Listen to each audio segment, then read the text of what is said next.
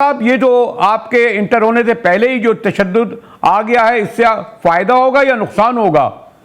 देखिए, तशद्दुद तो कल रात से शुरू है। सारा दिन आपने देखा गिरफ्तारियां हुई, शेलिंग हुई, लोगों पर लाठियां बरसाई गई और आपने कोई तशद्दुद की कमी तो नहीं। पूरे पंजाब को सील करके रख दिया, पूरी कमर्शियल मफरूज होके रह गई है। हमें पता है कि जो हमने जो पुल क्रॉस किए हैं, क्या दिक्कत थी, किस किस्म के कंटेनर्स थे। वहां पुलिस ने 1000 के करीब आदमी खड़ा, वहां हमने मुसलसल शेयरिंग की है, लोगों को जख्मी किया है। तो मतलब है, इन्होंने कोई आसानी पैदा नहीं की। अब सुप्रीम कोर्ट ऑर्डर कर चुकी है कि रुकावटें हटा दो, कैदी रिहा कर दो, लेकिन अभी भी गोलरा में शेयरिंग हो रही है, मुख्तलिफ जगहों पे शेयरिंग हो रही है। बुरान में अभी भी हम इंटरचेंज के अब करीब हैं, लेकिन वहां अभी भी कंटेनर हटाए नहीं गए। तो ये सुप्रीम कोर्ट के ऑर्डर इम्प्लीमेंट नहीं कर रहे हैं, इनको फ्लाउट कर रहे हैं। और एक तरफ ये कहते हैं कि हम मामलात को सुलझाना चाहते हैं और दूसरी तरफ वो हर धर्मी पे तुले हुए हैं। साहब, ये जो आपका जो कारवां चल रहा है, कब तक पहुंचेगा और अब क्या आप डी चौकी पहुंचेंगे या पुरानी श्रीनगर रोड पे हाईवे पे रुकेंगे? हजूर वाला, आप कंटेनर हटवा दें, आप रुकावटें हटवा दें तो हम जल्दी पहुंच जाएंगे। अगर रुकावटें होंगी तो ताखीर होगी। और नहीं, श्रीनगर हाईवे पे ये जो कंप्रोमाइज कोई कह रहा है हुआ है, हुकूमतों की बातचीत हुई है, समझौता हुआ है कि आप लोगों को डी चौक पर कर सकते हैं मुजाहरा? देखिए, अर्ज ये है, हम जो आ रहे हैं, सुप्रीम कोर्ट का हमें बेपनाह एहतराम है और सुप्रीम कोर्ट ने जो कहा है हम उसको देखेंगे भी सही और उस पर अमल पैरा भी होंगे। लेकिन सवाल ये है कि सुप्रीम कोर्ट के अहकामात तो सब पर लागू होते हैं ना, हम तो एहतराम करेंगे। हुकूमत क्यों तो लाल से काम ले रही है? साहब, ये जो कहा जा रहा है कि ये असल में हुकूमत के खिलाफ नहीं है, एस्टेब्लिशमेंट के खिलाफ है, मरियम नवाज या उनकी क़यादत कर रही है, क्या ऐसे ही है ये जो आपका मार्च कर रहे हैं? क्या बात कर रहे हैं लोग? कुछ नहीं है, हुकूमत में ये है, रुकावट ये बने हुए हैं। आज से ये मुल्क निकाल सकता है। शहबाज शरीफ मुल्क के वजीर आजम है, वो एक खत लिखे, असेंबली डिसॉल्व करें, प्रेसिडेंट को इस पे एस्टेब्लिशमेंट कहां से आती है? वजीर आजम शहबाज शरीफ है या कोई और है? नहीं, लेकिन ये तो इमरान खान साहब ने कहा था ना कि हमने 20 तक इंतजार किया, 22 तक इंतजार किया, 24 का फिर ऐलान किया। किसका इंतजार किया, किस कॉल का इंतजार किया? हमने कोशिश की शाह साहब,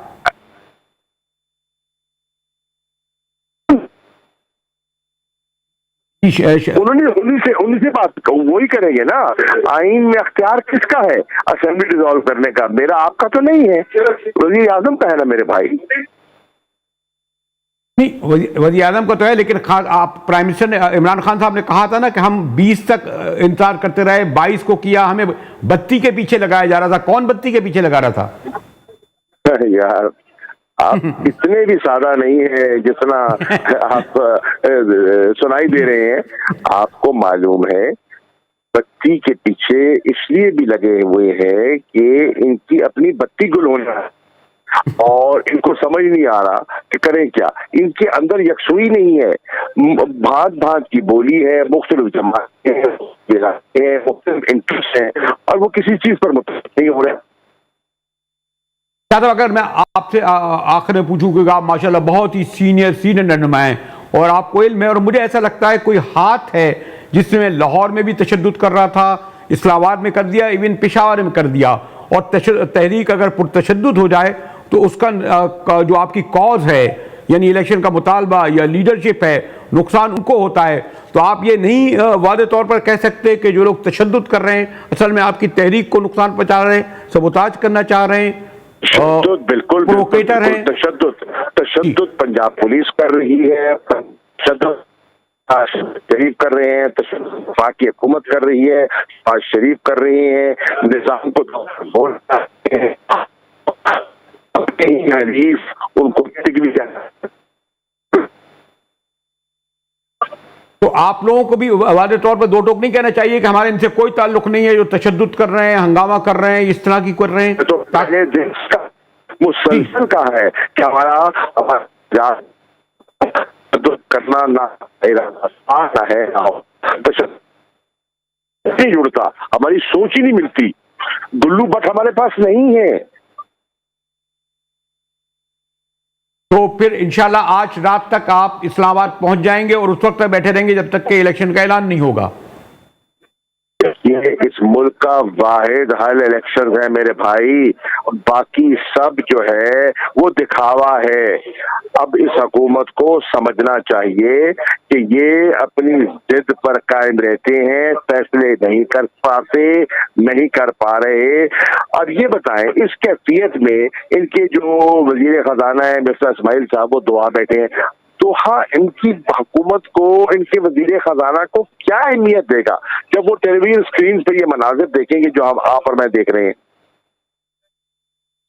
तो लेकिन आप समझते हैं ना कि जो आप प्रेशर डाल रहे हैं असल में तो इनके पीछे जो हकीकी हाथ है वही दबाव डालेगा ना कि इलेक्शन की तरफ जाएं, देखें मुल्क का शहर का क्या हाल हो गया है। भाईजान हकीकी हाथ की बात नहीं है, अख्तियार किसके पास है?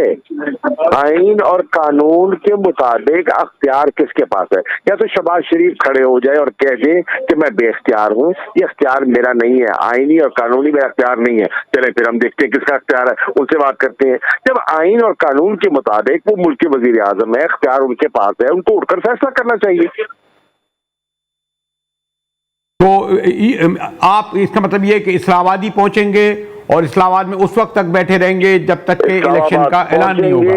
इस्लामाबाद पहुंचेंगे, लोगों से दरख्वास्त कर रहे हैं, अब इस्लामाबाद पहुंच रहे हैं और इंशाल्लाह पुरअमन होंगे। इस्लामाबाद के शहरी, पिंडी के शहरी बाहर आए, इमरान खान की गुफ्तगू सुने और अपने अगले लाए अमल का ऐलान सुने। कुछ लोग कहते हैं नहीं, कोई हजारों की तादाद में हुए लोग, लाख तक नहीं पहुंचे हैं।